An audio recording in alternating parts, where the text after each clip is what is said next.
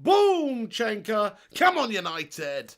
How's it going, everyone? It's the Flying Pig here on Flying Pig United with just a cheeky little afternoon chat video for you, just to chat about Manchester United and the sort of after the game, the next day, the day after, the night before, so to speak. Manchester United obviously played West Ham yesterday in the Premier League. We beat them 3-1 away from home. Yeah, that's right. The Pig did get the right result on that one. Yeah, you know, I predicted that before the game. They call me Mystic Pig because I predict these things. So, yeah, we did win the game 3-1, get in there, an absolute beautiful comeback as well, going 1-0 down. Let's be honest now, that first half performance, even if the stats were reasonably close, I'm not interested in that. The first half performance was absolutely gashtastic. And I think it's fair to say, you know, that Solskjaer did get it wrong to start with at the beginning of the game. If you look, you know, hindsight's a wonderful thing, guys. But of course, he made some changes at half-time, which went on to be absolutely ultimate positive changes. You can argue, well, why is he not starting Bruno? Well, we've got that game against Leipzig midweek. He's got a certain level of fixture management to do here as well. Ultimately, he did bring on Bruno Fernandes at half-time. He did bring on Rashford at half-time. And these are the two players, really, that influenced the second half the most and changed the game for Manchester United. So that's the point of having squad depth. That's the point of signing these players. It's so funny, guys. I see a lot of Ollie Outers on social media saying, oh, Bruno Fernandes is making Ole Gunnar Solskjaer look good. He's saving him, saving his blushes, papering over the cracks with the problem at United. Well, I mean, isn't that the bloody point of signing a player? Ole Gunnar Solskjaer has signed Bruno Fernandes to come in and do the business for United, to improve the team, to perform, to make us look better. So, yeah, that's the whole bloody point of getting Bruno Fernandes in the team.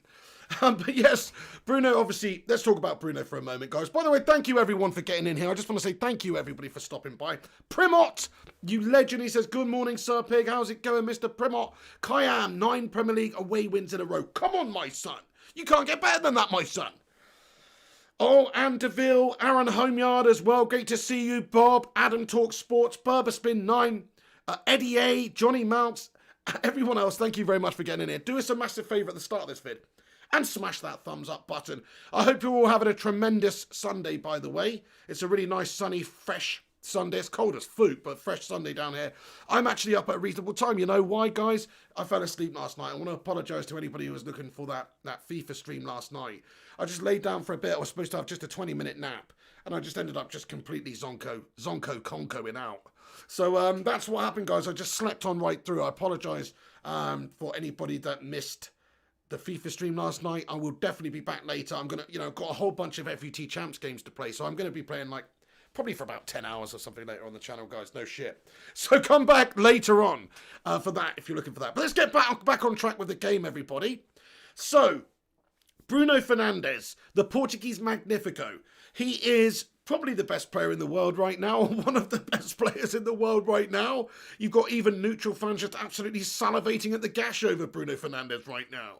I mean, look, let's just have a look at the statistics here. Bruno Fernandes has created 35 chances in the league this season, more than any other player in Europe's top 5 leagues, which is just a statistic and a half. People gone about him being this penalty scorer and all this. It's rubbish. How about a creator? How about a catalyst? How about somebody who's actually leading the team out there? These are all the things that Bruno is. He possesses some serious qualities out there for us. And I just want to have a look at this. I mean, the chances created in Europe's top 5 leagues this season, the top 5 players, Memphis Depay has created 30 chances over in League One. Who cares about that? It's a bloody Farmers League. Leo Dubois has created 31 chances in the same Lyon team over there in France. Who cares about that? That's a Farmers League. Thomas Müller has created 31 chances over for Bayern Munich in Germany. Who cares about that? It's a two-horse race of a league, one-horse race of a league.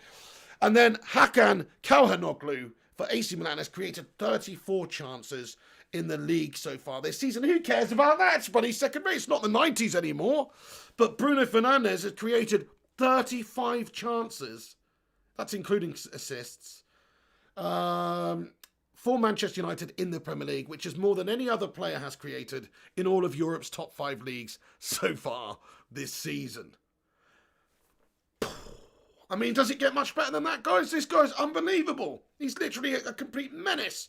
Talk about putting it on a plate for your teammates and dragging your team forward and influencing games in a positive fashion. Coming on at half-time, changing the game, providing assists, dictating play. The guy's an all-encompassing creative midfielder for me. You know, we haven't seen the likes of it for a long time at United, to be fair. He's a great player. So, to me, he's a big factor why Manchester United are doing so well at the moment. And yes, he is a big factor why he's helping Solskjaer look better than he actually is, which is what people say. Solskjaer signed the player. Solskjaer's utilising the player. Solskjaer's system and Solskjaer's style have something to do with Bruno Fernandes creating the most chances as well. You can't just assume that the individual on his own. It's about the team. It's about every aspect of it is all helping us perform in this fashion and having Bruno perform in this way. He is a great individual talent and he is going to lead the team and he is going to drag people forward with him. But also, it is all about the elements involved as well. It's not just him doing it on his own. It's a team effort as well. But let me just tell you this story, or let me give you this statistic, guys. So obviously the Premier League tweeted out yesterday that... It's so funny, guys. There's so many people suggesting that Ole Gunnar Solskjaer is a PE teacher, that Ole Gunnar Solskjaer is a shit manager, that Ole Gunnar Solskjaer's second rate, that he's never going to win anything, that he's doing a bad job at United, even though he's above Baldy Pep and well above Mikel Arteta and all these guys. Apparently he's a shit manager. Although this would suggest otherwise. Since Bruno Fernandes' Premier League debut for Manchester United, which, by the way, I might add, was last January, right? When we signed him at the end of last January, last season. We have earned more league points per game than any other side. Over 2.09 points a game. Since Bruno Fernandes' Premier League debut for Manchester United, we've earned more league points per game than any other side. But I guess we're doing shit then. I guess Solskjaer's doing absolutely shit then, guys, you know. I guess it's time for Ollie out, guys. I guess Ollie's doing an absolute shit job, isn't he? I mean, look, we're 2 points off of first, having not really strengthened in the key areas that we needed to in the summer, and coming up against some of the other clubs that did do that and did arguably have better personnel to begin with. And we're also on the edge of getting qualification for the Champions League. Latter stages, okay, it's a shame that it's come down to the last game there, but we just need a point against the team we smashed 5-0 last time. We're on the verge of qualifying for the latter stage of the Champions League, 2 points off first. We've got the most points in the league points per game, since Bruno Fernandes' debut in the Premier League, which is a significant amount of time now. For fuck's sake, what's the matter with people, guys? It's Ollie in all the way, isn't it, guys? Come on, how can you suggest that Manchester United are not doing anything other than bits right now? Yes, it's been bumpy. Yes, our home form's been gashtastic. We've just won 9 away games on the bounce in the bloody league, though, which is more than making up for it. And I'm not being funny, but if you expect Manchester United to be up there leading the title challenge right now, then you're off your tits, guys. There's teams out there with more resources in a better place, with more time invested into it as well, with their managers and their whole ecosystem and what they're trying to do. Kloppy's had years and years and years at Liverpool. City's had years with Pep Guardiola, and he's had millions of pounds to spend. Jose obviously has got a great team at Spurs. He's doing well so far this season, but can he keep it going? I think not, personally. Lampard, he spent hundreds of millions of pounds. By the way, if United win our game, we're above them too. So for anybody to suggest that Solskjaer's not doing a good job, oh, and by the way, he's been nominated for Manager of the Month award last month as well, and everybody, what the fuck's the matter with people, guys? I just want to put it out there and say that. The vitriol I got on my timeline for suggesting that Ollie out is having a mare right now yesterday was unbelievable. There's so many people who are Ollie out right now, and I just cannot understand it, guys. I'm going to put it right there. Yes, okay, the football's inconsistent. Yes, the performance was shit yesterday, but he turned it around. We resolved the issues that we had in the first half, and we were a different side in the second. He's brought players on. He's managed the game.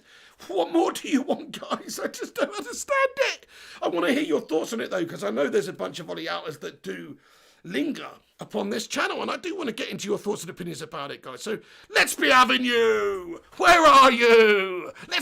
Where are you, guys? Okay. Yeah, Dog says, Piggy, don't worry, English media is shit. Well, this is true, but the thing is, I'm not even really talking about the media. You're right, though, it's absolutely shit, and there is a massive anti-Manchester United agenda from the English media. You're spot on, but At the same time, I'm not talking about the media, I'm talking about the fan base. The fan base of Manchester United who don't want Ole Gunnar Solskjaer at the wheel. They want to give it to some little Argentinian meltbag by the name of Mauricio Pochettino who's never won fuck all. That's who they want to give it to. Whereas a legend of Manchester United such as Ole Gunnar Solskjaer deserves a little bit more time and respect than the average Johnny, to be honest with you, just because of what he means to this football club. They're not prepared to give him the time.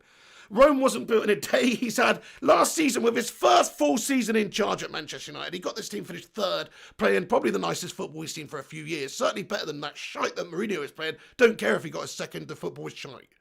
And he's also got us on the verge of Champions League qualification. He's got us 2 points off of first in the league after a very poor start, to be fair, to the season.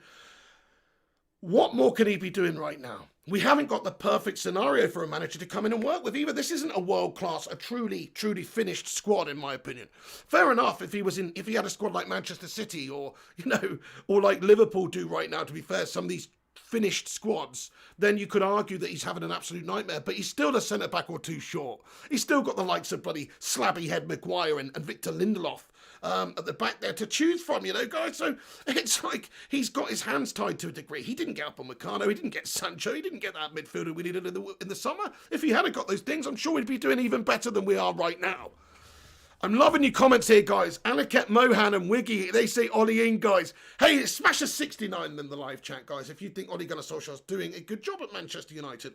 Okay, look, he's not leading the charge right now, but he's doing an okay job. And as things are right now, look, I know we've got more fixtures and stuff that are coming out today, and these may change a little bit, and tomorrow and stuff, but we are currently in the top four, everybody. That's where we are. So to get us back into the top four after the tumultuous start that we had and the poor preseason and everything that we had, and the fact that we got a lot of our business done right before the end of the window. This is a thing that Ole Gunnar Solskjaer does not get credited with. He's had to get players like Telles and Cavani and these guys come in right near the end of the window, whereas if you look at Chelsea and Lampard and these guys, they got their signings done ridiculously early. I think he got Ziyech in bloody June all done and dusted, basically. So, like, you've got these players come in. You've got the summer to be able to work with these players. You've got the squad to be able to build and develop. And yet, with Manchester United, we haven't got that. Solskjaer's got these players coming in after the Premier League season started. And he's having to thrust them in there and make them work and make them fit and that kind of stuff, which he's done tremendously. So he hasn't even had as good a start or as good a foundation to build on as some of the other managers had this season. You've got to remember these guys. He's fighting against the board and the Glazers here. Solskjaer would have wanted Jadon Sancho in and these players at the start of the window. He wouldn't have wanted them on deadline day or a day before deadline day. That's not when a manager wants his players to come in the summer. They like to get the players done and dusted early on so they can work with them. They can have the summer to bed in, settle. It makes sense. Get that fluidity or that chemistry or understanding with your teammates of what your role is in the team. Of course, that's what they want to do. So the fact that we just fannied around and waited to the end of the window to get a couple of these players in just goes to show you how ill-prepared we actually were for Solskjaer this season, what the board and the owners did to allow Solskjaer to start this season. It's a joke, man. Johnny Malks, hello, my son. What's going on? He says, Ollie should stay regardless of the next two results. Stand by your manager. Absolutely. I'm going to judge him at the end of the season anyway. So everyone, get your thoughts and opinions in, guys, about Solskjaer, and we're going to get on to the next topic in a minute. We're just going through the game. If you're just joining us, we're talking about Manchester United's performance and the aftermath, obviously, after the West Ham game yesterday. Do us a massive favour if you're just getting in. There's nearly 100 of you legends tuning in right now. Smash that like button, lads and lasses. Give it a little thumbs up. Give it a share on social media if you like. That would be awesome. Charlie Evans, don't compare Ollie to Sir Alex Ferguson just because they both had standard starts. I mean, you can't compare anybody to the greatest manager of all time, really, can you? That would be unfair. But there is some similarities. Eddie A says, a United legend taking us back to where we're supposed to be and people want him out. Fuck off. Hey, yes, Eddie A. Well said, my friend. You're spot on. It's the dream fairy tale. If he makes it work, it's the dream fairy tale. Of course, it might not work out, but he hasn't really had the time to suggest that he's not going to make it work out. I think he's done everything to a satisfactory level. And you're so right. He's a United legend. He needs a bit of time. Any manager coming in needs a bit of time, whether they're a United legend or not.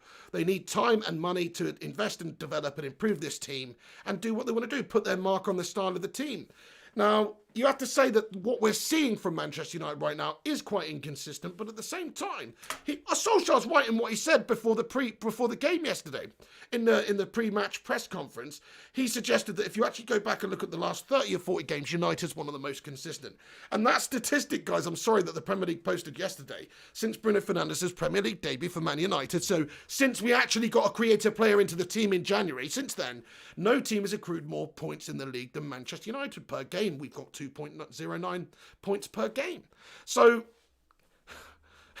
you can't really be doing much better than that, guys, over the last 40 or 30 games. We might have had a bit of a dodgy start to the season, but we've got it back on track now. There's other teams around us that are slipping up worse than Manchester United, I might add. What about Arsenalans and Mikel Arteta? Come on, guys, they're having a bloody double day there, my friends. Let's read a few more of your comments out, then, you legends. Lee Wesley, it's all Woodward's fault, not Ollie's. Get effing used to it, traitors. Yeah, this is it. I'm starting to feel like a lot of the people who are slagging Ole Gunnar Solskjaer, they don't really understand the true hierarchy and the structure at Manchester United. The coach, the manager, he's fighting against our owners and fighting against our chief exec and everyone we've got up top there. It's a hierarchy at Manchester United. You can't just go and get what you want at United. If that was the case, we would have got Sancho right at the start of the window when we were having negotiations, etc. We didn't get him at all. So Solskjaer's not had the perfect foundation to build on this season. I think that's also fair to say. He does have a good team. You can't argue that the players we've got in the team are, they're good assets. People like Rashford, Martial, Bruno Fernandes, Greenwood, Donny van der Beek, Pogba. All these guys are good name, big name, good quality players. So it is his job to get these players performing well. But he's not got the squad capable right now, in my opinion, of actually winning the league. If he went on and did anything like that, it would be miraculous, to be fair. If we could challenge for the title this season, that would be miraculous. Because we don't have a top-class centre-back in the team. Arguably, as well, we don't even really have a true top-quality CDM, like somebody defensive minded. I know Fred's been very good for us this season, but, I'm talking about a Wilfred Ndidi or a Kante or a Thomas Partey or this sort of character that we should have got in the summer. We don't have one of those either. Eddie A comments, we are definitely doing way better than previous managers. It's a fact. It is a fact, Eddie A. Yes, he hasn't spent as much money as the previous regime. Jose Mourinho spent a lot of money, to be fair, and the structure of Manchester United's wages was somewhat ruined, really, with Jose Mourinho coming into the side, so it wasn't being well managed. And, okay, we did finish second, and we should have backed Jose that summer a bit more, in my opinion, but the style, if you're going down the wrong path, shouldn't you veer off and change direction? That's what we did. Now, okay, some people want that again with Solskjaer, but he's not going down the wrong path right now. Statistically, if you look at us, he's doing a good job, like we just said. Dante, you absolute hero. How are you getting on, Mr. Tay, lad? Great to see you, He says, what does Dante say? Sorry, I've lost it. He says, exactly, was proven last year. Everyone talks about the semis, even though one was in late January, but not the 14-game run that got us to the Champions League. Here again, 9 away wins, but not one bad half World Free. I mean, you summed it up really there, my friend. I mean, people go, oh, we lost all these semi-finals last year. We still got to 3 semi-finals. That's on the cusp of getting right to the end of the competition there. And he's done that again, whilst only really having a proper creative player come in at the end of January. And also not having the other elements of the team that are so important as well to do the job. Hey, Necro Pers, J.A., how's it going there, Necro Pers? Kaustab Rajan, what's going on? He says, hey, Pig, I'm Ollie in, although sometimes his team selection and favouritism gets on my nerves. And also, love from India. Keep up the good work. Thank you, Kaustab. Listen, I'm not going to pretend like I was happy with the team selection yesterday, but I have to eat my words, guys, just like you do and everybody else has to. In a way, we have to eat our humble pie. If we go back and look at what I was saying yesterday, and this is just my natural reaction as a fan, at the start of the game, I was disappointed that we didn't have Bruno Fernandes starting the game. Obviously, I assumed there was some sort of injury concern or something like that, or he's just rested in for the Leipzig game, but I certainly wasn't happy about that. I was really unhappy about Pogba starting in the game as well, because Pogba's been far too inconsistent, and he doesn't really deserve to be starting in the team. There's players ahead of him that are more consistent and deserve to be getting that starting berth ahead of him, in my opinion. So I wasn't happy with that either. But guess what? Solskjaer proved me wrong. Pogba had a shite first half. And to be honest, people were raving about Pogba. I did think his movement and his interplay with Bruno and stuff like that yesterday was good in the second half, but I don't think it was amazing. But I did think he was good in the second half. But I also thought he was equally as shit in the first half, and it looked like Solskjaer got it wrong. At half-time, he could have easily ripped him off the pitch and put somebody else on. I wanted him off at half-time. I wanted a change. I wanted McTominay off at half-time. He didn't do either of those things. He left McTominay on. He took Donny off. And he left Pogba on. And I was like, oh, for fuck's sake, Onnie, Pogba's shit. Guess what Pogba did? Scored an absolute worldie to get us back into it. He took Cavani off at half-time. Cavani's been one of our best, most hungry players up there, match winners, one of the most sort of leaders out there on the pitch, for biggest leaders out there on the pitch. His movements generally brilliant. It wasn't great yesterday. That's why he took him off at half-time, I guess. You could easily criticise those decisions. You could also criticise Juan Mata being brought on the pitch as well. You need a goal. You need to, who you're bringing on? Oh, you take Marcel off, you put Juan Mata on. Guess what? That was a genius stroke in the end. He provided an assist for his teammates. So all of the substitutions that Ole Gunnar Solskjaer made yesterday, Rashford on for Cavani, Bruno on for Donny, and also Mata on for Martial, they all worked about as well as they could have possibly done. So everybody who's got this, and myself included, guys, this is football. This is what we do as fans. Of course we're allowed an opinion. Of course we're allowed to say the selection shit. Yesterday I wasn't happy with the selection. I've just explained that. I wasn't happy with his half-time substitutes on the face of it. But then you've got to say, well, he knows better, guys. Whatever he did yesterday worked for the team. The team was much better. All of the changes that he implemented worked out about as perfectly as they could have done. So everyone just has to say, do you know what? I was wrong. Solskjaer's the fucking Don, and let's get behind our freaking manager because he's some sort of genius messiah. That's what they should be saying. Unfortunately, they're not.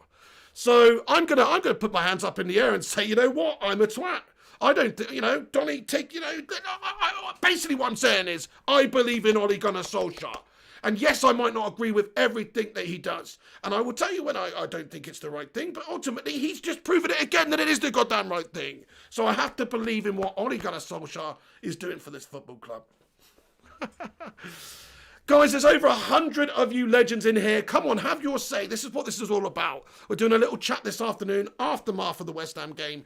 Let me know what you guys had to say and what you think about the performance yesterday and everything to do with our team. Alejandro Sabang II says, love-hate relationship with Pogba. Don't know any Philippine fans, but you made a convert in some way. Get in there, Alejandro Sabang. Nice one. Well, yeah, listen, the thing is with Paul Pogba, and I want to get onto Paul Pogba now because he has been inconsistent. He has been in and out the side. He hasn't played much football recently. He has come back from the coronavirus, which he talked about. But he came on and he did something world-class yesterday, and he's always got that in his locker. I personally, does this change my opinion on Paul Pogba? Do I want him starting the next game? Do I want him to stay here now? No, I don't, guys. It takes form, it takes consistency, it takes time to be able to change my opinion.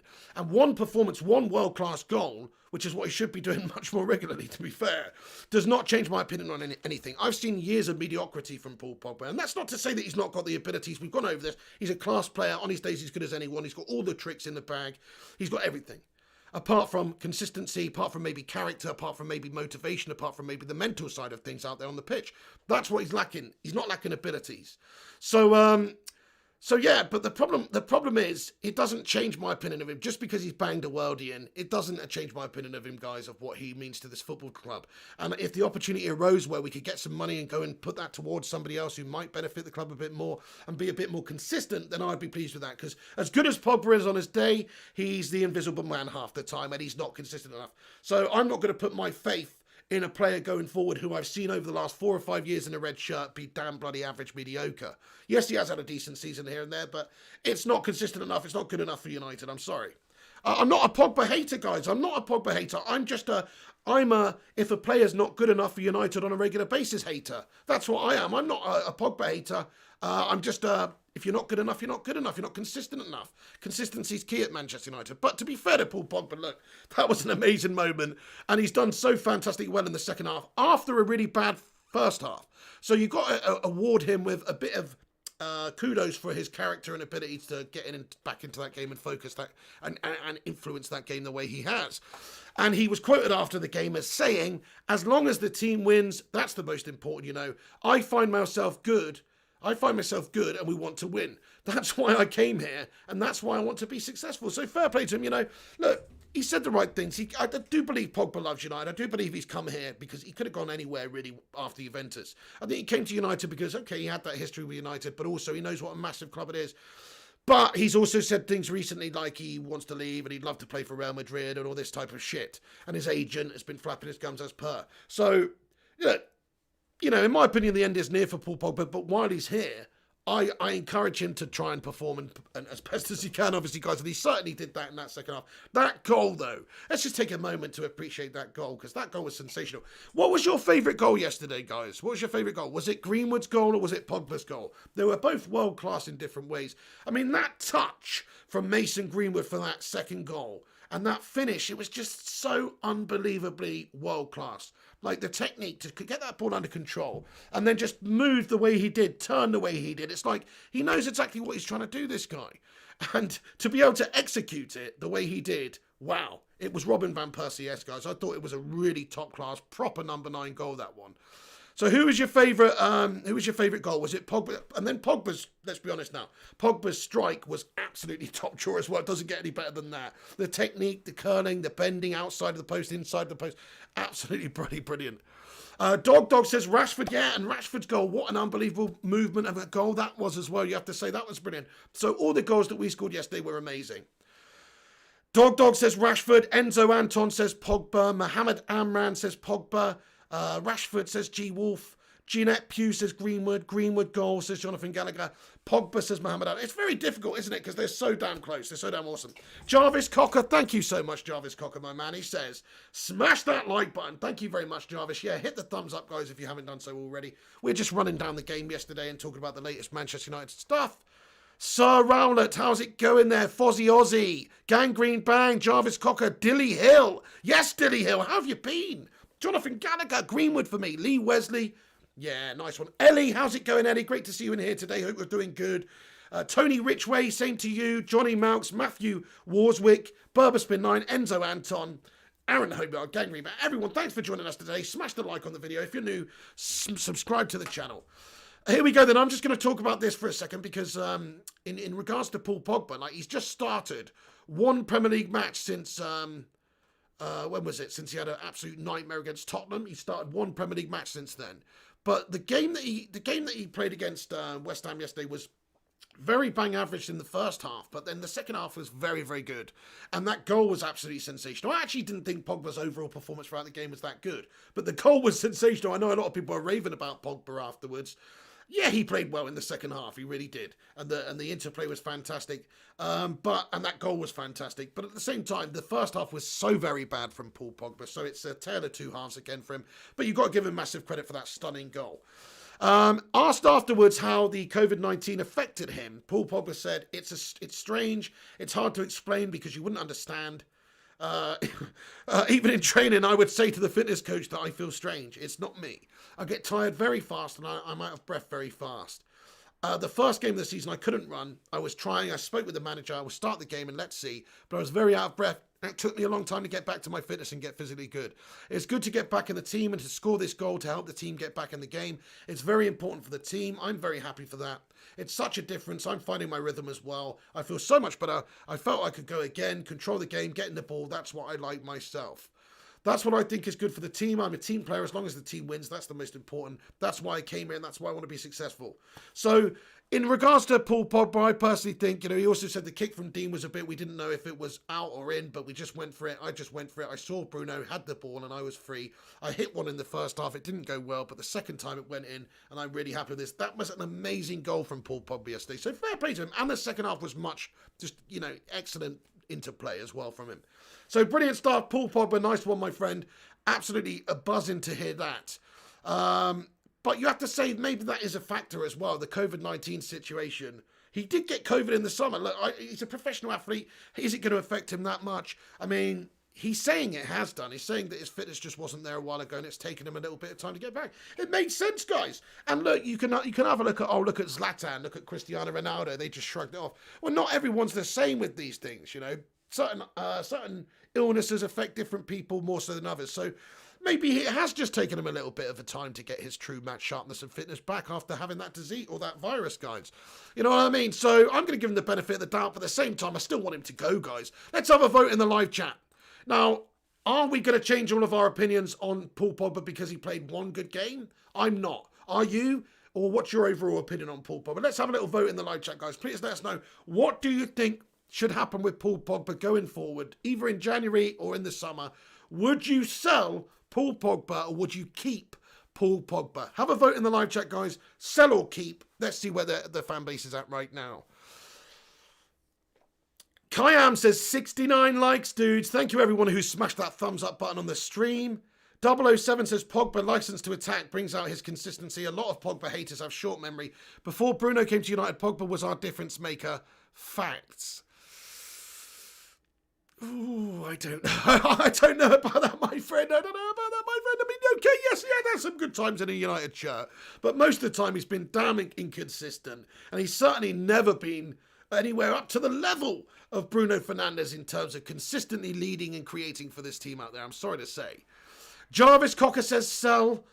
Sin Games says Pogba out 50 minutes. How you doing, Sin Games? Eddie A says I never changed. Stay. Good man, Eddie A. Fair play to you. AR Dan says sell. Dog says Pogba out. Adam Talk Sports says out. Yee says sell Pogba. Johnny Mouse says I thought he was poor other than the Wonder Strike.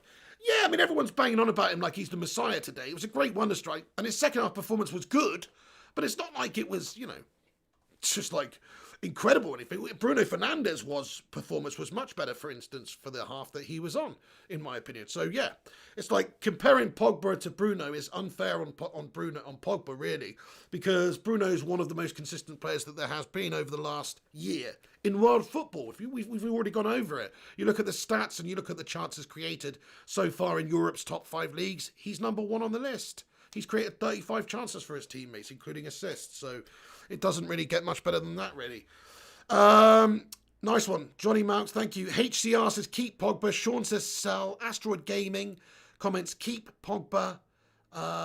Where's your... Oh, keep Pogba and give him another chance. Fair play. Well, he's going to get some chances. He's not gone yet.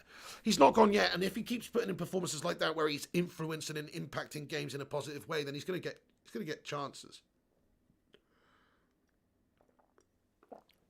Primot says, I'm not sure. Sell him. Eddie A says 100%. Nice one, guys. Thank you very much for getting in here with all your opinions there.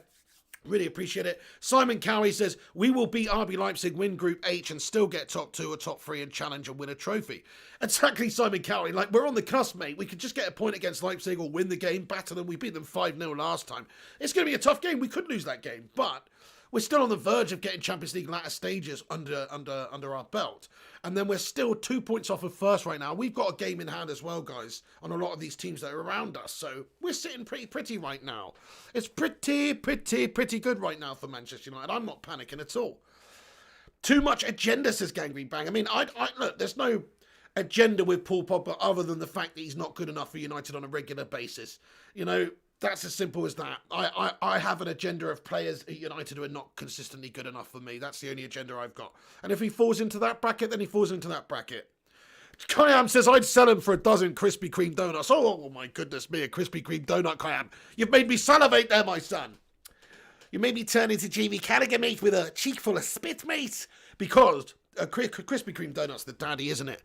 Oh, yeah. Okay then, guys, right. What else did I want to just have a little mention of? So there was something I wanted to just discuss here. Oh no, that's basically it. But yes, I just wanted to pretty much clarify that Ole Gunnar Solskjaer, in my opinion, is doing a good job. If you look at the statistics over the last year, the statistics don't lie. He is doing a good, consistent job for us. Now, yes, we had a bad start to the season. We've gone over some of the reasons for that. Maybe we had a bad pre-season. And also, we didn't get a lot of our key business wrapped up into the last day or two of the window, which doesn't give the manager and the coaching staff and the team the best start to bed everyone in and get going. Unlike Chelsea and Lampard, for instance, who did a lot of business early doors, and we were able to have that. We weren't able to have that. So I think we were ill prepared for the season this season, and that's why we had such a bad start.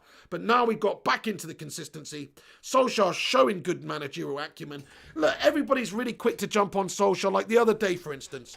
And rightfully so, really, because everybody could see it. But if Fred doesn't get sent off, in that game against PSG and has a good second half, then nobody says that, do they? If Cavani's chip goes in off the underside of the bar, nobody says that, do they? So it's fine margins, but people were quick to slag Ole Gunnar Solskjaer off and not taking Fred off at half-time. And rightfully so, to be fair, because it was an amateur move. It was obvious. Everyone could see it, really. But then everyone thought that Pogba should be taken off at half-time. Everyone thought that, Cavani should not have been taken off at half-time in the game yesterday. So you can't have it both ways, guys. And as soon as Solskjaer gets something wrong, everyone jumps on it. But not so many people obviously there are a lot of people that are praising Solskjaer right now, but not as many people, certainly not the people that criticise him when he does badly, are happy to jump on the, Ollie's done a great job today train.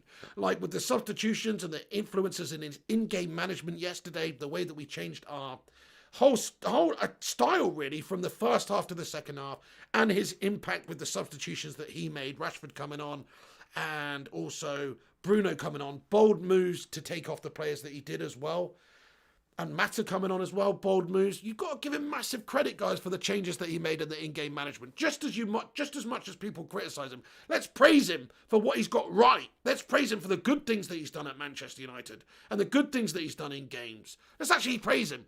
And not just say, oh, it's luck, or Bruno's papering over the cracks, or whatever that is. Let's actually praise him. Hey, Nikakilios, my friend, how's it going, my lad? He says, good afternoon, Pig. Prediction for Spurs v Arsenal. I say 2-1. Fair play to you, my son. I'm going for some sort of score draw, I'm thinking it's going to be maybe 1-1 or 2-2. That's what I'm going for, matey, for that one, personally. But, yeah. Wow, guys. Yeah, I mean, big game, obviously. Who do you guys want to win that minute? I mean, I guess it's got to be Arsenal right now, just to stop Spurs getting a little bit too big for their boots, you know what I mean? Because sooner or later, these Spurs fans are going to start coming out of the woodwork talking like they're going to win the league.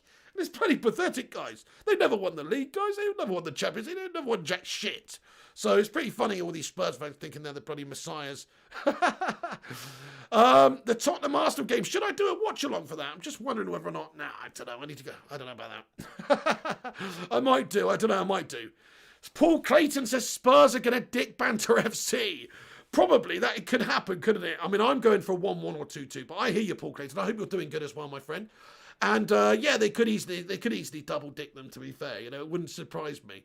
Arsenal are shite, mate. Let's have a little chat about Arsenal. Everyone's always quick to jump on Ollie and Manchester United, all the fans, all the neutral fans, opposition fans, all the media. But Arsenal, the facts don't lie. Going into this game, before this game today, Arsenal currently sit 15th in the table after playing 10 games. They have got 13 points, which is an average of 1.3 points per game, obviously, having played 10 games. So that is fucking shit, guys, isn't it? Arsenal they're 2 places above the relegation zone, guys. and everyone's having a go at Ole Gunnar Solskjaer, who, let's face it, let's just have a look at this now. So now we are six points clear of Arsenal already after 10 games. I mean, for fuck's sake. And we're only 2 points off the lead. And actually, because the Chelsea game's now underway, we're now a few points off the lead. But we've got a game in hand on those bastards. Come on, my son. Right then. We're nearly at 100 likes, everyone. Thank you, everyone that smashed the thumbs up button on this stream. If you have not hit that like button, please do smash the thumbs up on the video. That would give us a big boost and help us out on YouTube. Thank you, everyone who does that. I want to shout out every single person that's watching this stream right now. Charlie Evans, Johnny Gallagher, Wormy Spoons, Kayam, Stefan Harrington, Adam Woods, Macho, Monkey, Ellie, Fozzie Ozzy, Enzo Anton, Adam Talk Sports. Thank you, Ellie. She says like and subscribe, guys. Thank you so much there. Ellie, Maurice Varela. How the fucking hell are you doing, Maurice Varela, lad? He says, Pig, fuck Arsenal, talk about Mason playing down the middle. Well, yes, great point you bring up there, Maurice Varela. Me, personally, I've said this for the last 2 years, and everybody who's watched this channel for a long time will know that. I've always said that Mason Greenwood's best position in my eyes would be the number 9. Now, he's a young lad. He's got lots of versatility in him. We've seen him play in the wide positions to good effect as well. I think he's just got it. He's got the ability, he's got the vision, he's got the technique. He's got the intelligence as a footballer, whichever position you put him in there. I believe he can play pretty much anywhere, Mason Greenwood. He can play CAM, he can play right wing, left wing, striker. But I do think his most natural position and the best position that he could play going forward over the next 10 years for Manchester United would be number 9, would be the striker. Because look at that goal. Look at that goal that he took there. You can't teach that really, guys. I mean, he's just got finishing ability. He's got touch and technique and class. And you've seen time and time again, Mason Greenwood get an opportunity. One opportunity a game, two opportunities in a game, whatever. And he takes them more often than not. He's got that natural finishing ability. And that's hard to teach. It's hard to teach to somebody who's a class act like Tony Martial. Tony Martial, in my eyes, is a good finisher. And he's not a great finisher. He's never going to be a great finisher because he doesn't have the natural finishing ability like somebody like a Greenwood or a Michael Owen or a Robbie Fowler or, you know, Ruud van Nistelrooy or somebody who's just got a natural finishing ability. There's levels to this, you know. And Martial, he's not a natural number 9. He's not a natural goal scorer, whereas Greenwood is. So in my opinion, we should be, after Cavani's gone, obviously, in the future, we should be trying to develop Mason Greenwood as that proper striker number 9. Because he will score many goals like the one he scored the other day. So to me, I totally agree. Greenwood through the middle was absolutely brilliant. Maurice Varela says, fuck Owen. What do you mean, fuck Owen? He was one of the best natural goal scorers there's ever been, my son, really. Especially in his younger days, mate. I mean, yeah, fuck Owen for Liverpool, to be fair. I hear what you're saying.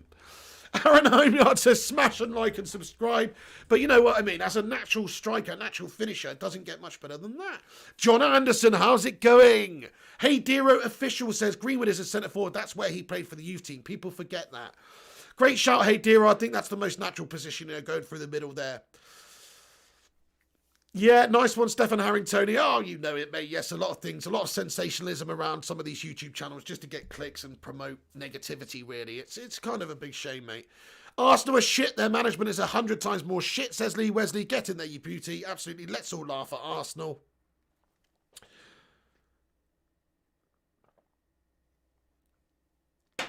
John Anderson, I hope you're good, mate. Nicky Killers, Pig, you have to scroll down to see where Arsenal are in the league table, mate. I know, yeah.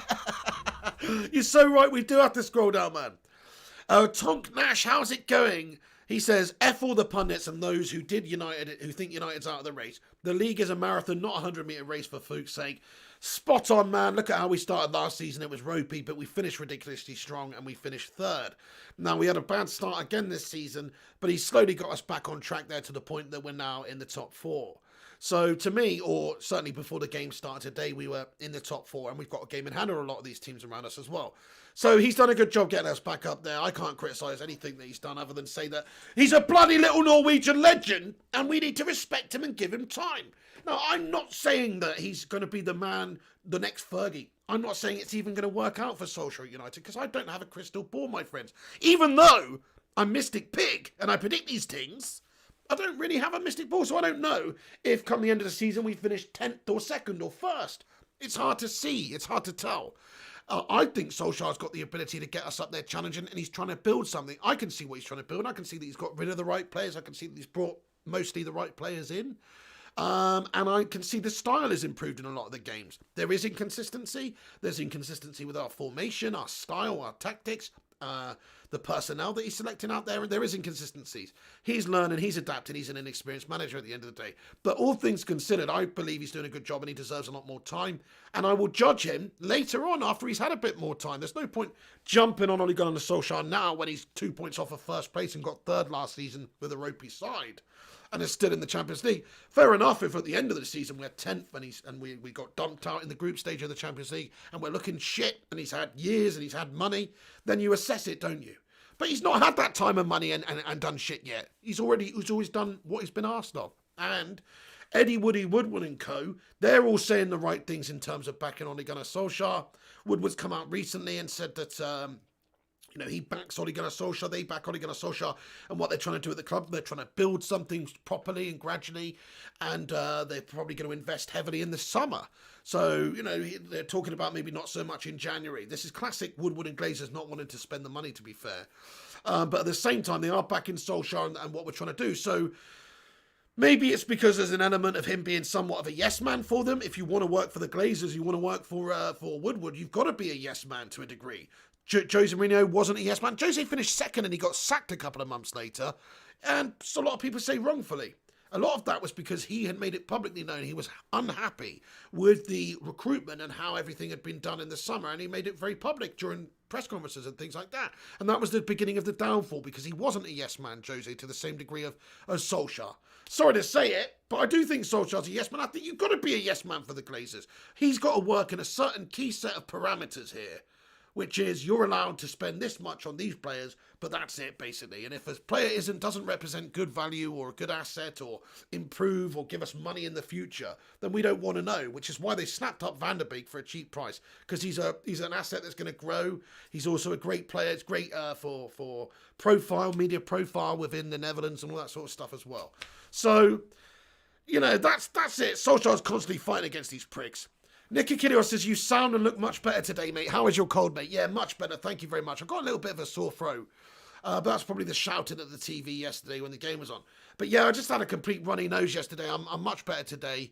And also, if anybody was looking for the FIFA stream last night, if you're just getting in here, apologies, there was no late night FIFA stream. I fell asleep, guys, and I just ended up sleeping for a whole bunch of time. I meant to just have a little nap to freshen myself up for the stream, and I just slept right on through, guys. So I must apologise for that. If you were looking for the stream last night, because it wasn't there. But what we're going to do later on today, we're going to make up for it. We're going to have a bunch of FIFA streams later. I'm probably going to do one from 6 p.m. to 9 p.m. or something like that. And then another one from 11 p.m., normal, because we've got a shitload of games to get through, man. Fred Cranham, hello Fred Cranham lad. He says, with regards to Ollie, everything happens for a reason. Don't question him, trust him. Spot on. That's what I'm going to do from now on, Fred Cranham. What's the point of criticising Ole Gunnar Solskjaer's selection and his substitutions and stuff is if they're only going to go in and prove correct for Solskjaer? Yes, the Fred decision the other day was a dodgy one. It's going to happen. Every manager's going to make a mistake here and there. But he made the right changes in the game yesterday, which won us the game, and you can't criticise any of his substitutes in hindsight. Tonk Nash says they are his boss at the end of the day. Kind of have to be a yes man to some degree if you don't want to get fired. Spot on, Tonk Nash. Exactly. How many of you would last in your job I don't know who you work for? Let's say you work for BT. If you kept going into work and posting on your social media accounts that, the head of BT's a fucking tool and he treats his staff like shit and he doesn't give them the phones that we need and the equipment, you're going to get sacked off, aren't you guys? That's how it works. Enzo Anto says, it might sound rather cliche, but consistency is the one thing Manchester United want at the moment. True, that's what we need, my friend. And, it's sort of getting there, but it's not. Michael Kennedy, yes, you legend. How are you getting on, son? He says, United are trying to run the Dortmund model. Well, yes, it's kind of does seem like that. The after Jose Mourinho, what they're trying to do, they're pretty much not looking to invest in players that have much risk. Slabby Maguire aside. They paid a ridiculously good price for Bruno Fernandes. Fair play to them on that. All the other signings, other than Slabby Maguire, have represented really good value for money and have proven to be really good investments. So, yeah, I think you're right. And I think they're looking to get players when they're young and potentially sell them for a lot in the future if they do depart, and also build for the future. You saw that this summer. We've acquired so many good young 16, 15, 17-year-old players from around some of the top clubs in Europe, etc. We're planning for the future. I see what you're saying. Thank you, Kajali. He says, sick or not, you look mint. Dude, thank you so much, mate. I tell you what, I do look all right today, don't I? Apart from I've got some heavy bags under my eyes. But you're right, mate. Look at my skin, guys. Actually, no. Now I've got closer. I look like shit. Dean Simpson says it's best football since Fergie. Spot on, Dean Simpson. You are right, my friend. It really, truly is.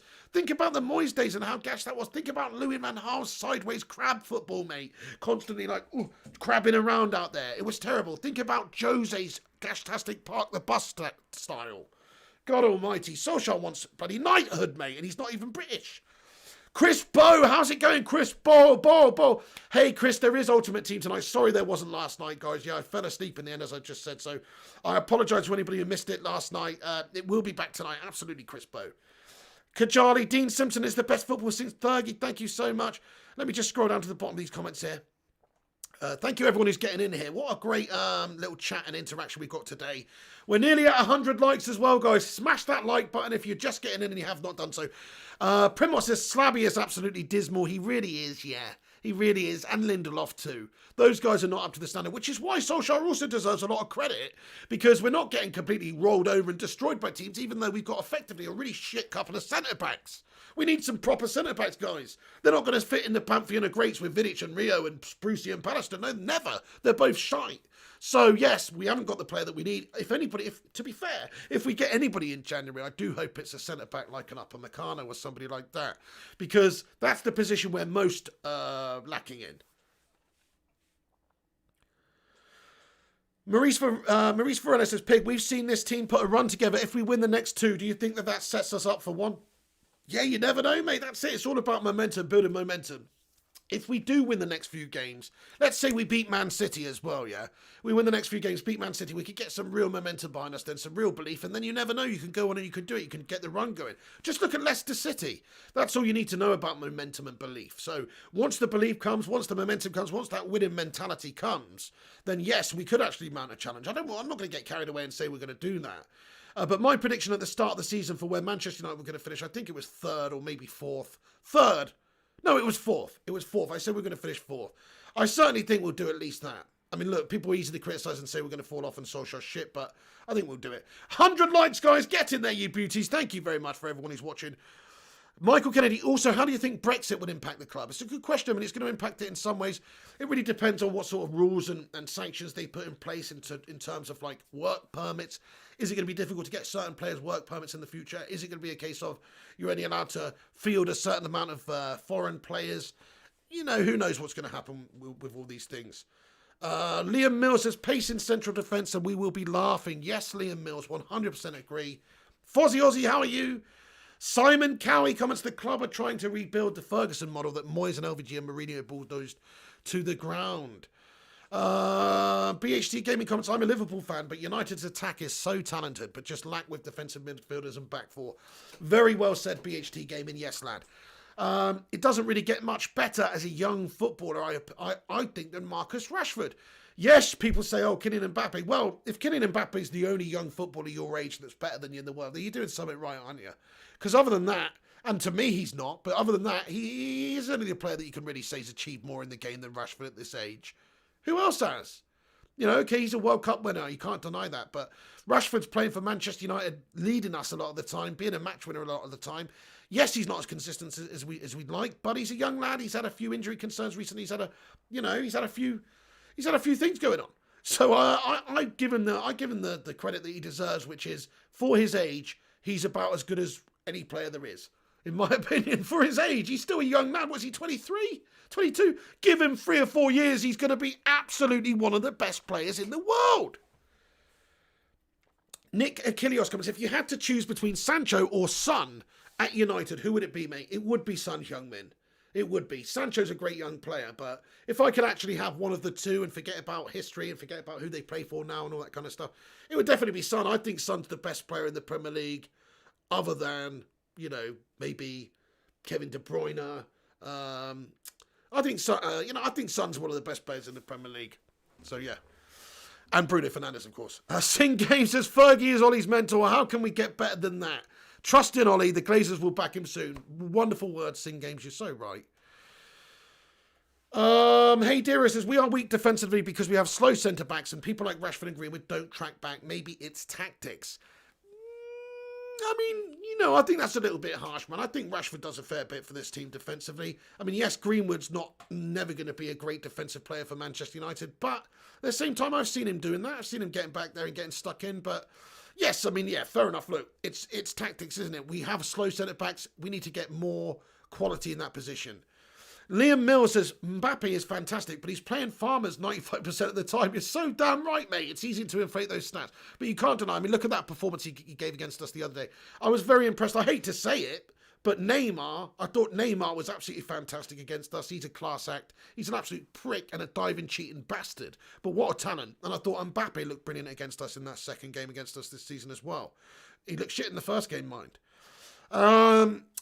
You know, and Rashford definitely came out on top, didn't he, over that sort of duel there. Who looked better in the 2 games out of Rashford and Mbappe? I mean, Mbappe looked good, really good in the second game. Rashford looked ridiculously good in the first game. So what are you going to do? On paper, Kingsley Coman's record is insane, says Wormy Spoons. Well, that's another player we could look at getting in the future. Berberspin says, if we had Son and Kane, we would win the league. You might be right, actually, if we had a true finisher and that combination up there. But you know what, actually, Berber, I don't think we would. I think we need a top-quality centre-back to win this league. I really do. I think that's the most problem area. Like, we would chip too many goals with this current lineup, with Maguire and Lindelof. Maurice Vernon, I think Rashford is doing excellent. The problem is these fans want Rashford to score in every game. So true. Yeah, consistency is one of those things that that we crave. And as a young player, it's not going to be there, unfortunately. Not everyone could be Cristiano Ronaldo. You know, not everyone could be that. It's so difficult. But for what he's doing, you know, he's not been consistent this season, but he's been more consistent than a lot of players, such as Martial. Martial's been way more inconsistent, to be fair, and he's much older. Alejandro Sabang, what made up for the lack of defenders, man? Well, that's it. What does make up for it? It's the awesome attacking players that we've got. The only way to really outdo an opposition team if you've got a bad backline is to score more than them. So the fact that we have got brilliant forward players like Cavani, Martial, Rashford, Bruno, all on their day are amazing. And players like Greenwood backing them up as well. Like, we're pretty damn good. BHT Gamer says, thoughts on Sadio Mane, Pig? Yeah, I mean, let's be honest now. He's one of the best players in the world right now. I have to say that. I think he's brilliant. I do. I think he's brilliant. Alex, you legend. How's it going? He says, cheers, Pig. Where do you think United will finish? I'm going to stick with my initial season's prediction, which if at the start of the season I said I think Manchester United are going to finish fourth. I thought it would be difficult to replicate what we did last season and finish third, because if you look at the teams that are around us, many teams strengthened, such as City, such as Liverpool, such as Chelsea, you know, all these guys, they all strengthened. So realistically, is it easy for Manchester United to get back in there? We strengthened too, but I don't think we strengthened in the key areas that some of the other teams did. I mean, look at Man City. They got themselves 2 top quality centre-backs in the summer after having arguably a better backline than us anyway. Whereas we didn't strengthen in that problem area for us. So I think we don't have the squad really of capable of challenging for the title. I don't want to be pessimistic. I don't want to be negative. That's just my opinion. I don't think we can challenge for the title this year. So I'm going to stick with my initial prediction and say fourth. And that would be acceptable for Ole Gunnar Solskjaer, bearing in mind that he wasn't fully back to the start of the season. Although, as the season goes on, if we do build momentum, of course that can change. But if Solskjaer got fourth, I would be reasonably happy with him. Of course, we've got to see how we get in the other, what we do in the other competitions. If he's got us to the latter stages of these competitions, if we won a cup, brilliant. But at the same time, if he doesn't get any better than that, I would just say, well, in all honesty, yes, we should be winning. We should be challenging for the title. But is it his fault that we're not? No, I don't think it is. I think we need to get the squad there that's capable of challenging for the title first, and then hopefully we'll challenge for the title. We need a top-quality centre-back, we need a top-quality CDM, we need a top-quality right-winger. If we get those 3 things, if Solskjaer was given those at the start of the season, then I would have said we could finish higher than that. But because we don't have all the tools to do the job, and remember, we are 1 or 2 injuries away from having a damn bang average ropey team. Just look at that first half without Bruno Fernandes in the side. Look at how much we rely on Bruno Fernandes. If he takes an injury, we're fucked again, guys, in all honesty. So that's why I don't think we've got the ability to go on and win the league or challenge right now. So I am going to stick with fourth, even if it's a bit negative. Thank you, Alex, for the question. Jarvis Cocker with a 50 knock super chat. He comments and says, give Dean Henderson some praise for his clearance leading up to Pogba's goal. De Gea would have never pinged it that way. Hope Dino gets a run of games. That's a great shout. You're right, Jarvis Cocker. You know, Dean Henderson's a great keeper, and I do think he's the future of United in that position. I think that he's going to precede David De Gea. But at the same time, De Gea has been brilliant this season. But I can't fault David De Gea has been consistent as fluke this season so far. Dean Henderson is going to be a fantastic player. It's great to have competition in depth in these positions. There's nothing bad about having Dean Henderson there playing some games as well. But you're so right. Henderson needs praise. He made a great save as well, and he did have a great clearance leading up to Pogba's goal. So shout out to you, Jarvis Cocker, for that, man. Great point. Numero uno, we cannot buy the league. Well, we can't buy the league because there's other teams out there trying to buy the league more than us. So even if we did want to try and buy the league, everyone else is trying to buy the league too. City spent hundreds of millions in the window. Liverpool bought a couple of great players in Thiago and Jota and these guys as well. Chelsea spent hundreds of millions. They're literally trying to buy the league. So even if we did want to try and buy the league, it doesn't mean we can buy the league. You still got to manage. You still got to coach this team to victory. And so even, you know, the money spent from United, it's only really comparable to the top clubs in the league who are trying to buy the league or challenge for the league. So it's not like we're outspending anybody, really. You know what I mean? Fair enough, if we were spending double what all the top teams are, then yeah, you could say we're trying to buy the league, but we can't buy the league anymore because there's teams out there who've got more spending power than us in the league and who have owners who are prepared to spend and invest. We can't buy the league because our owners don't want to buy the league. To be honest, they just want to buy top four every season to keep that Champions League revenue coming in. They don't actually want to buy the league. Hey, we've got 150 of you guys tuning in. Thank you for joining me for this afternoon breakdown of yesterday's game and just a little chat about our current situation and stuff. I hope you're all doing well. Sorry if I've missed your comments. Liam Mills, Henderson adds a different dimension. Absolutely, he keeps De Gea honest. He gives him challenge for that spot. If De Gea does mess up, go out of form, Hendo's in there. So it gives us quality and depth. Maurice Varela, oh, by the way, Pig, going back to Pogba, he's not going anywhere. Zidane about to be fired. Pogba contract incoming.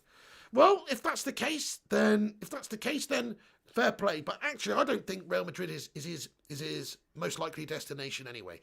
I would say that Juventus is his most likely destination, or even PSG. These teams would be interested in bringing him in there. Juventus have Ronaldo, who we would love to see back. It's a great commercial signing for the Glazers and Manchester United to bring Ronaldo in.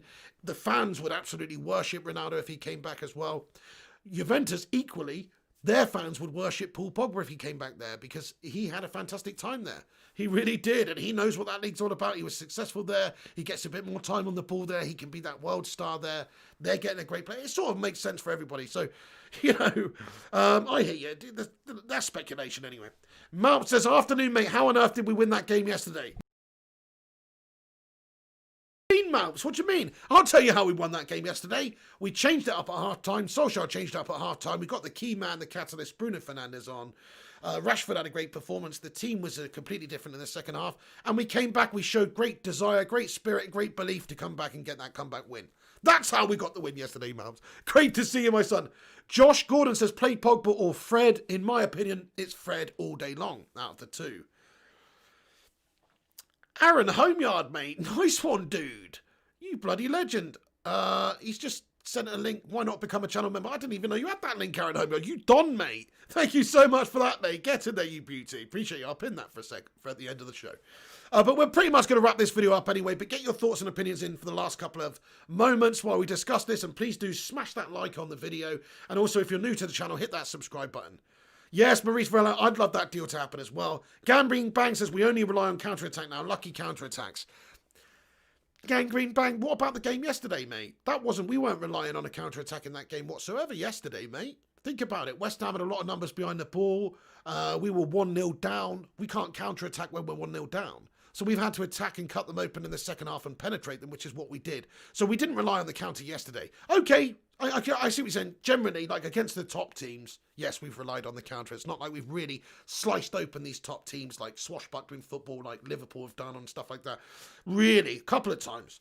So I understand what you're saying. But yesterday, we didn't rely on the counter. Maurice Fuller says, I would love that deal to happen. Oh, nice one. Already read that. Sorry, my friend. I've melted. Simon FIFA lad, see you later on here. Get in there, Simon FIFA. Right then, guys. G says, is that his one bad game? Billy Monomodi says, once Luke Shaw is back fit, do we continue with Tellers? Billy Monomodi, thank you for your comment. Me personally, my opinion on it, yes. Stick with Tellers. Tellers looks really good. Okay, yesterday actually I thought Tellers was shit in the first half. I'm just going to say it how it is. I thought he did really poor getting blocks in from the wide position. They had a header opportunity. Could have been 2-0 for West Ham, actually, yesterday. And that would have been partially down to Tellers not getting any sort of committed blocking from the ball from a wide position. It's allowed to come into the 6-yard box, the back stick area. And it was very nearly a second goal for West Ham. So Tellers did get an assist yesterday, and I think Tellers over his career so far at United, which is only a few games, has looked pretty damn good in all of them, especially going forward. Going forward is Tellers' forte. I don't think we signed Tellers to be a Wan-Bissaka defender. I think we signed him to be an attacking wing-back. And I think that's what he's going to bring to the team. But I do think overall, I think the second half from him was very good yesterday. I think to me, he's better than Luke Shaw. But we haven't seen all that much from him, but I do think he's better than Luke Shaw. So for me, I would still choose Tellez. What do you guys think, actually? It's a very good question. Tellez or Shaw? Have a little vote in the live chat before we wrap things up. Tellez or Shaw? Scott Pennyquick says, do you think Man U have a chance of winning the title this year? Absolutely, we've got a chance. Does that mean I think we're going to do it? No. Like Alex obviously asked me earlier, where do I think we're going to finish? I'm sticking with my pre-season prediction. I think we're going to finish fourth. I think there's teams above us that have better squads than us right now in key areas as well. And I think there's teams that have invested more. And it's such a difficult. It's difficult. It's so tough at the top, guys. And unless you've got the full backing of your owners and the board, like some of the other managers do, such as Lamps and Kloppy and Pep and these guys, then it's only going to make it more difficult for you. It's like, realistically, United fans, we all know we need to go in January and get a centre-back, but we probably won't. We probably won't. Whereas if it was City or Chelsea and they had a problem area to address, you bet your ass they'd go out there and address it. Not saying that we won't, but we probably won't. Tonk Nash, yes, see you later on, my son, you bloody legend. Asan Akhtar, how's it going, Asan, mate? Great to see you, my friend. What's going on with you today, bro? Hope you're having a good Sunday. Gunshi's in his house as well. How's it going there, the Gunshinator lad? Get in there, you beauty. Thank you very much for getting in, Gunshi. He says, hello, lads and lasses of the brigade. Great to see you, Gunshi, lad. Hope you're enjoying your Sunday evening over there in Taiwan, you top lad. Sean Stewart, what's crackin', Sean Stewart? Yes, lad. Aaron Homeyard says, Tellez, rotate, says Jonathan Gallagher. Shaw all day, says Johnny Mounts. Tellez all day, says Tonk Nash. Both, says Tony Ridgway. Well, this is the beauty of it. They're both good players and we can use them both. And actually, in different systems, you could use both of them at the same time. Who's to say you couldn't use Tellez as a winger and Shaw as a wing-back? As a left-back? You could use... Tellez could be a winger. Tellez is a good attacking player. So you can actually use both of them at the same time in the same game. Or even in a different system, you could even get away with Luke Shaw left centre-back and Tellez left wing-back like we saw against PSG. So they could both be on the pitch at the same time. It's a very good point. Right, nice one, guys. Pato and Tellez for sure. Just needs to get up to the pace with the Prem. Absolutely, yes. Liam Mills, depends on the position regards Tellez or Shaw. Very good point. Hey, Wayne Graham says, hi, Pig. Hope to see you get 14 wins in Champs tonight. Good man, Wayne Graham. Yes, there was no FIFA last night. Apologies for that, guys. I crashed out and fell asleep. But there will be longer episodes coming. Shout out to Billy, who's just subscribed to the channel as well. There will be many episodes coming today, so keep a lookout for that. Over 150 of you in here, guys. Smash the like button. Subscribe if you're new. Check out the website, flyingpigunited.com. Follow the social media accounts, Flying Pig United on Instagram, Flying Pig United on Facebook, Flying Pig United on Twitter, and also my personal Twitter at Mr. Flying Pig HD. Nick Achilles-Zizovsky, have a great day. Chris Bull Selector says, what's up, Pig, mate? Just chilling and killing, mate. I hope you're doing good today, mate. VK Dean, yes, you legend. He says, Pig United are bad for your health this season. Give you a goddamn heart attack every game. You're right. Yes, we go through the motions as United fans. I'm not going to get away from that. Kayam, what's going on with you, Kayam? How are you doing anyway, my son? What a legend of the channel there. Sean Stewart, tell me what's up with De Gea. Now, what do you mean? I think De Gea's had a good season so far, man. Tolly Bajon Kaharov, how's it going, Tolly Chapon? Great to see you. Gungshi, great to get that win yesterday. Absolutely, Gungshi. If you've missed the start of the video, guys, what I was pretty much talking about, I was just talking about the fact that Solskjaer, if you look at the consistency from us over the last year, I mean, look, I'm just going to read this statistic out again. Since Bruno Fernandes's Premier League debut for Manchester United, which was in January, end of January, we have earned more league points per game than any other side. 2.09 per game. More Premier League points per game than any other side. So Solskjaer's doing shit then, is he, guys? Do you know what I mean? I mean, that sums it up, really. That sums it up. Over the last year, since he's actually had some of the players capable of doing the job, and still we've not got the players in the key positions that we've done. He's done amazingly. If you do give him those players that we need, a centre-back, a CDM, a right winger, maybe he'll do bits and win the title. Simple as that, guys. He's done brilliant with what he's got at his disposal. And people are criticising him and saying, oh, Fernandes is papering over the cracks and all that shit. Fernandes is a Don. He signed Fernandes for that reason, to give us the creative abilities. That's why he's leading the top 5 leagues so far this season in chances created for his teammates. Because he's a fucking awesome player. That's why Solskjaer signed him. That's why United signed him. How is that a bad thing? So that's basically what this video is about at the start of it. Anyway, just to give you a rundown. Anywho, guys, there you go. I'm gonna leave this video right there. But I appreciate every single one of you that's tuned in. Tala Islam, what's up, Tala Islam? Don Piglioni, what time FIFA? So I think I'm gonna do a FIFA stream around about sort of 7 p.m. and then another one around about 11 or 11:30 p.m. Somewhere around there, guys. We're gonna do that because I've got a bunch of games to get through. Zek says you're a pig. You're a sexy legend. Thank you so much, Zek. Have a great evening. Asan, Aaron Homeyard as well. Primot, what a win. What a reply. Come on, Ollie. Come on, United. Get in there, Mr. Primot, lad, you legend. Sean Stewart says, this stream is the best. Oh, thank you very much, Sean. Appreciate you, my man. Gunshi, I'll watch the video back when it finishes, Pig. Hashtag Ollie in. Get in there, Gunshi. Shout out Joseph Gomez, who's just subscribed. Guys, subscribe if you're new to the channel. But also, can I just say, let's just go with what Gunshi's just said there. Can we just end this stream on hashtag Ollie in? So I'm going to see a sea of Ollie ins, and that way I can give you a shout out each individually as well. But we are going to wrap it up there, guys. But thanks for watching. Smash the like, subscribe if you're new.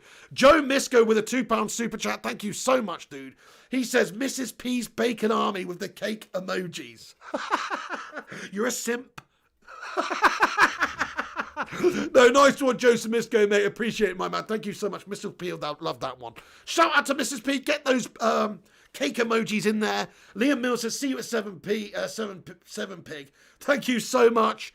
Yes, if you are around later, keep a lookout on the channel. We'll be scheduling a FIFA stream sometime a little bit later on. Get in there, Aston Akhtar. We love United. We do. We love United. We do. We love United. We do. Oh, United, we love you. Get in there, my son. Zek, yes, I think Martial needs to be dropped as well, lad. Omana Pillay says, Ollie out now, mate. Ollie in. Hashtag Ollie in, guys. Hashtag Ollie in. Wormy Spoons, Sean Stewart, Asan Akhtar, Joe Misco, Ellie, Jonathan Gallagher, Billy Mona Modi, Gangrene Bang, Stephen United, Primot, Jody Philander says Ollie in for life. Get in there, Jody. Wormy Spoons, Maurice Varela, Kyan, PJTV, Ollie, hashtag Ollie something. Gungshi, get in there, you beauty. Maurice Varela, Aaron Homeyard, Eddie A says, I'm 100% sure that if people can back our team more than criticise it, they would be doing even better. Very well said, Eddie. Get behind your manager. It's time to back your manager. Get behind your manager now, guys.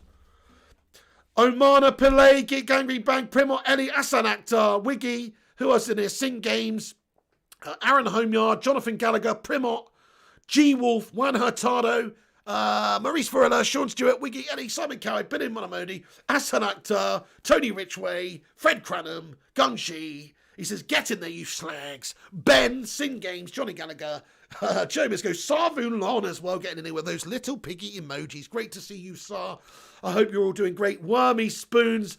Are you actually going to be on later this time, Pig? I am, mate. Sorry, I fell asleep last night, guys. I apologise. It doesn't happen regularly, guys, does it? We haven't. I think I've had about 2 nights off of streaming in the last 2 months or something. It doesn't happen often, guys, but we will be back later. Keep a lookout on the channel around about 7 p.m, I think. Okay, then, you legends. That's going to be it from the Pig. Thank you so much for watching. I might do a watch along for the Arsenal game, but I don't know. I've got a lot of streaming to do later, so maybe I might just chillax a little bit and watch it and just chill, save my voice. You know what I'm saying? Okay then, guys, that's going to be it from me. Thank you, every single one of you, for watching. See you later on. Okay, nice one. Come back after this video is finished. Get your thoughts in about Ollie. Get your thoughts in about Pogba. Get your thoughts in about Bruno. Get your thoughts in about Rashford, Greenwood, United's performance in general, Solskjaer's performance as manager. Come back and have your say. That's what this channel is all about. I will respond to each and every one of you that does as well. It might take me a little while, but I respond to each and every one of you that does. We're going to leave it there now. And I'm going to leave you on this super chat from Joe Misco, who's just donated a £5 and said, when the seagulls follow the trawler, this is because Ole Gunnar Solskjaer is at the wheel. You legend, Joe Misco. Everyone stay classy. Primo, Asan Akhtar, Ellie, Sean Stewart, Eddie A, Sing Games, Wormy Spoons, Collab, Johnny Gallagher. That's going to be it from me. You've been watching the Flying Pig on Flying Pig United. Have a cracking day. Keep a lookout for the FIFA later, and I shall see you there. Jarvis Cocker, Simon Cowie, Maurice Varela, Kevin Pagax, Joe Misco. Have a great day, all. Thanks for watching. Smash a like, subscribe, and I'll see you soon. This is the Pig. You've been watching Flying Pig United. Come on, United, and I shall see you on the next one.